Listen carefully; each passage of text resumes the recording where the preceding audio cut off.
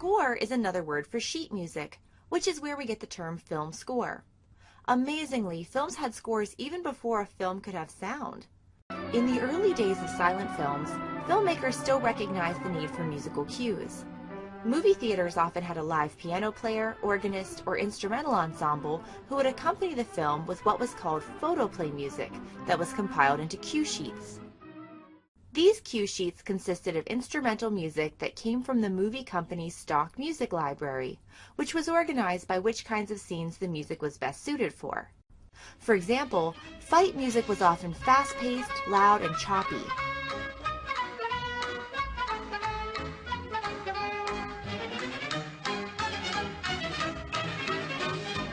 While love music was slow, smooth, and softer.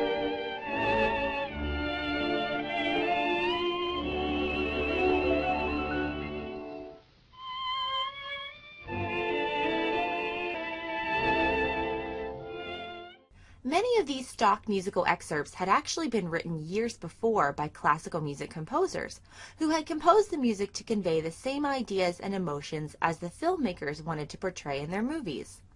Once soundtracks could be added directly to the film, more filmmakers began to hire composers to create original scores.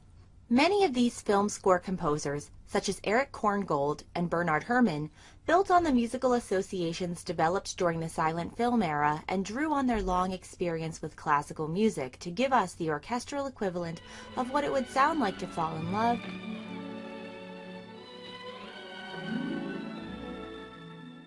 or experience fear. The musical conventions developed in these early compositions laid the foundation for a kind of musical vocabulary that filmmakers continue to build upon. For example, compare the music written by classical composer Tchaikovsky to represent a fight with that written by film score composers Erich Korngold and John Williams.